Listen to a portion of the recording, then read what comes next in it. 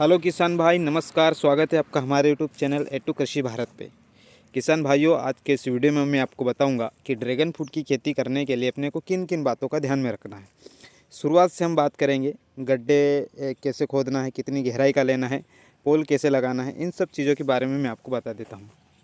तो किसान भाइयों, पहले हम बात करते हैं कि आप जो भी मैं आपको बता देता हूँ उन बातों को आप नोट करते जाइएगा। कौन सी वैरायटी लेना है, इन सब चीज़ों के बारे में डिस्कस करते हैं।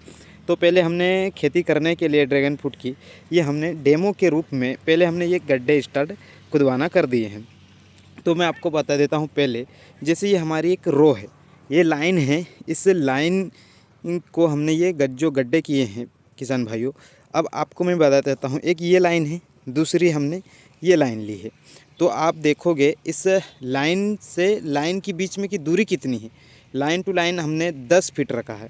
ठीक है, आप लिख लोगे कि लाइन से लाइन की दूरी कितनी रखी है, 10 फीट।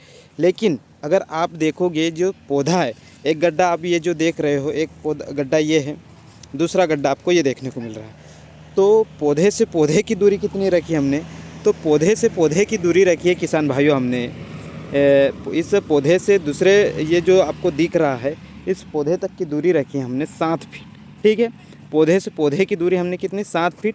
और जो इन दो लाइनों के बीच में, लाइन टू लाइन के बीच की दूरी है 10 फीट किसान भाइयों।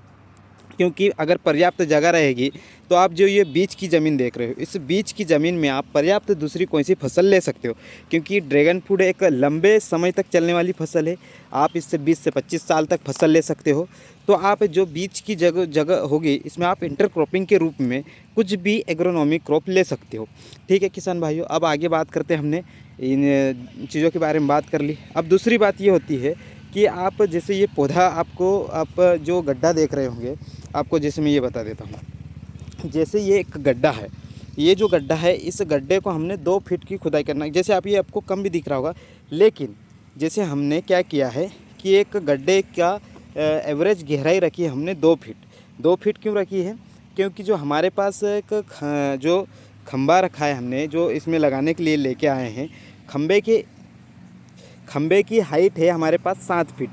तो 2 फीट क्या होगा कि ज़मीन की गहराई में जाएगा, और जो 5 फीट होगा वो ज़मीन के ऊपरी हिस्से में रहेगा।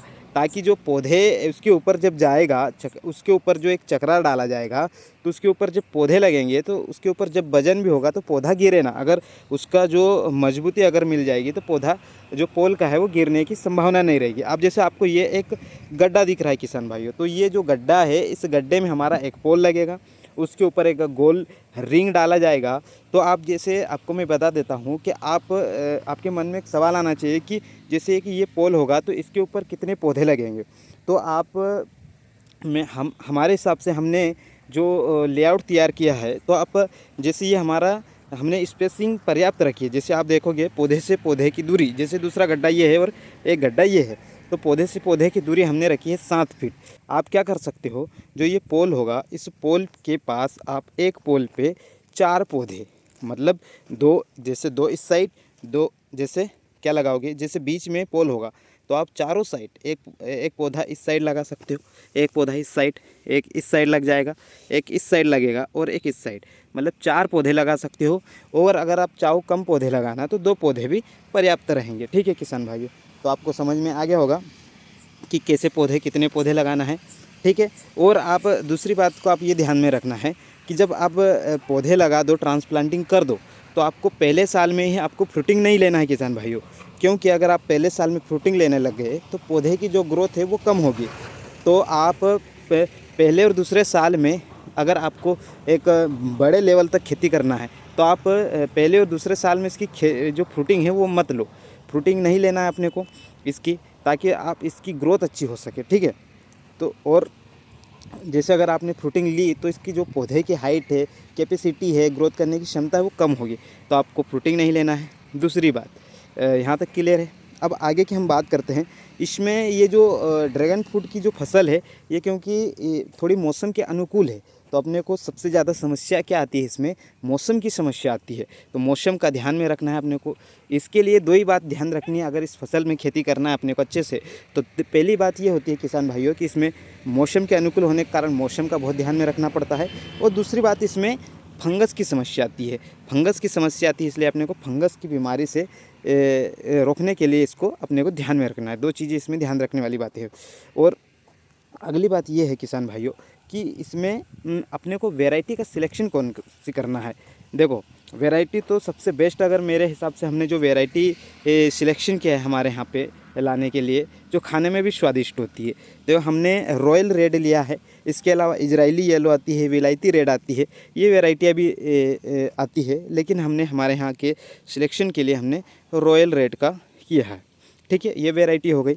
इसके बाद में हम आगे और इसके लिए बात कर सकते हैं कि जैसे ड्रैगन फ्रूट की खेती है तो एक लंबे समय तक चलेगी, तो आप इसका एक एवरेज औसतन हमने प्रोडक्शन इसका अनुमान लगाया था। जैसे और भी हमने दूसरे लोगों से कांटेक्ट किया जो ड्रैगन फ्रूट की खेती करते हैं, और ऑनलाइन से हमने इसके बारे में भी जैसे जानकारी इकट्ठा की है, तो हमको ये पता चलता है कि जैसे 5वें साल में जाकर जब ये आप इसकी प्लांटिंग करोगे तो 5वें साल से आप इसका प्रति एकड़ औसतन कितना प्रोडक्शन ले सकते हो, तो आप इसका औसतन आप 5 से 6 लाख रुपए प्रति एकड़ आपको इसका मुनाफा देखने को मिलेगा।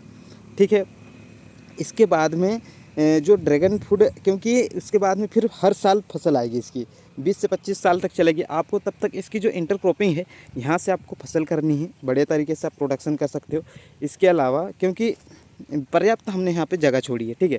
आप इसके अलावा मैं आपको और इसके बारे में क्या बता सकता हूँ कि जो इसकी जो फ्रूटिंग होती है, आपके मन में सवाल आना चाहिए कि इसकी फ्रूटिंग कब होती है। तो इसमें फ्रूटिंग आती है जुलाई से नवंबर के बीच में, और एक बार में जब फ्रूटिंग आती है तो आप इससे 4 से 5 बार फ्रूटिंग ले सकते हो।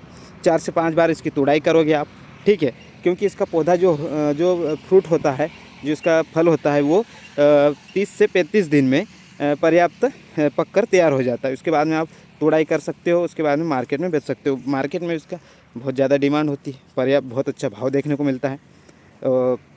और इसके बाद में जैसे इसी अकॉर्डिंग हमने एनालाइज़ किया है कि इसमें 4 से 5 बार तुड़ाई कर सकते हो। अगर आपको ये वीडियो अच्छा लगा हो किसान भाइयों, और भी किसी भी क्रॉप से संबंधित या फिर ड्रैगन फ्रूट से संबंधित किसी भी प्रकार की अगर कोई समस्या आ रही है, आपको जानकारी चाहिए, तो आप हमारे कमेंट बॉक्स में कमेंट करिएगा। तो मिलते हैं अगले वीडियो में, तब तक के लिए धन्यवाद।